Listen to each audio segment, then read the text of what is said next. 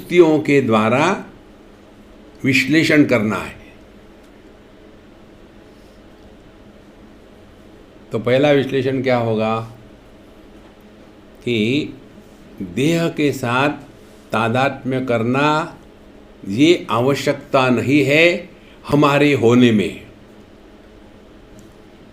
जब देह के साथ तादात्म्य नहीं होता, स्वप्न में, सुषुप्ति में, समाधि में, फिर भी हम होते हैं।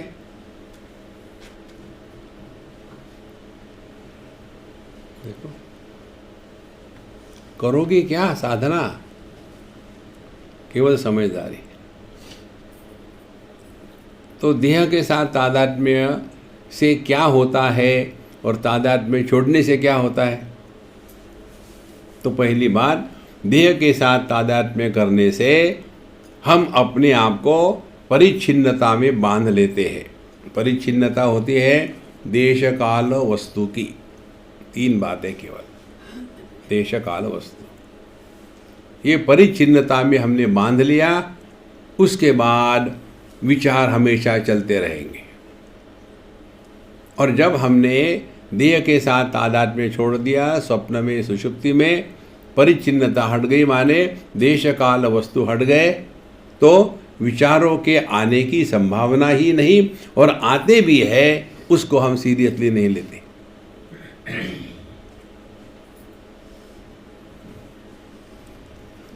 तो ये बात एकदम हृदय में पक्की बैठ जाए।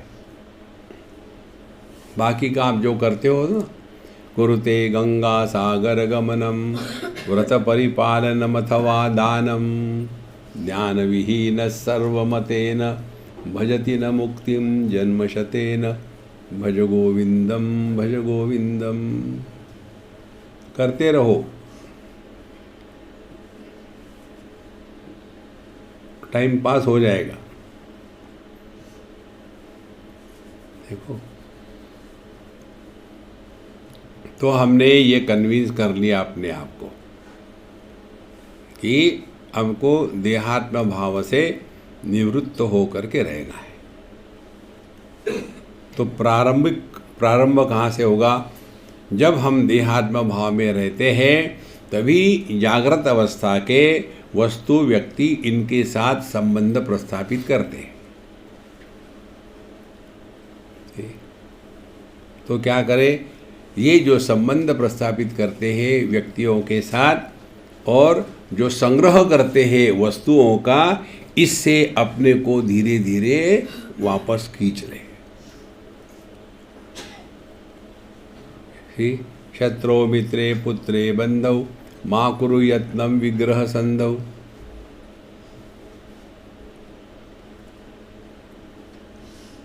इस समझदारी से जीना, इसको कहते हैं मनन।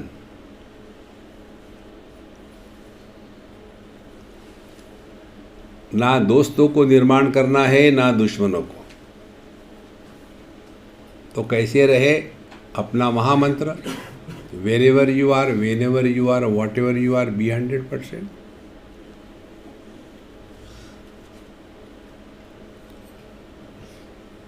ये है ध्यानमय जीवन।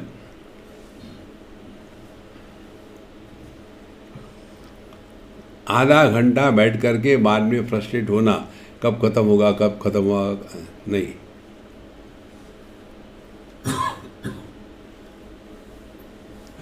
तब आपको पता चलेगा मन को मारना माने हमारे मन के द्वारा यह जो दूसरा भाग है, किसी वस्तु को ग्रहण करने के बाद उस पर कमेंट्री करना।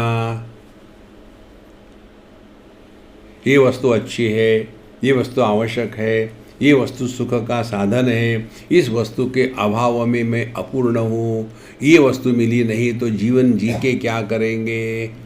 ये सब मनीराम के खेल है संतो।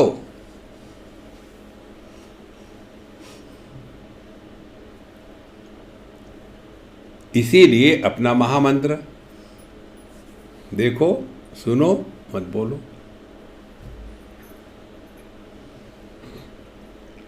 फिर साधना पनिशमेंट नहीं होती। फिर आप एकदम हल्के फुल्के रहते हो।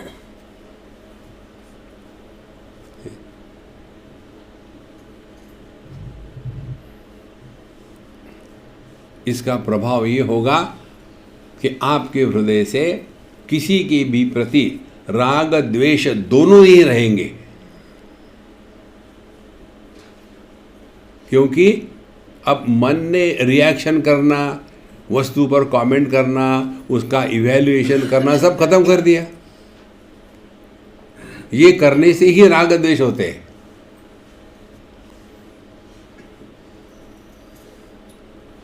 ये है मनन। तो पहली बात क्या हो गई मनन की, कि हमारी सत्ता देह निरपेक्ष है। इसका प्रभाव क्या होगा, इस मनन का आपके अंतःकरण से मृत्यु का भय हमेशा के लिए निकल जाएगा।